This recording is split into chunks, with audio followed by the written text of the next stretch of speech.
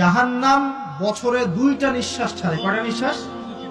একটা নিঃশ্বাস গ্রীষ্মকালে যখন প্রচন্ড দাবদাহ চলে, ওইটা হচ্ছে জাহান্নামের নিঃশ্বাসের ফসল। ওই প্রভাবে পৃথিবীতে এরকম দাবদাহ চলে। এই সায়েন্স বিশ্বাস করবে? করবে না। ওর বিশ্বাসের আমার যায় আসে না। আল্লাহ পাক বলেছেন সত্য, রাসূল বলেছেন সত্য। আরেকটা হচ্ছে শীতকালে যখন প্রচন্ড ঠান্ডা, তখন শীতকালে জাহান্নামের এমন একটা জায়গা আছে যেটা কিন্তু শীতল জায়গা।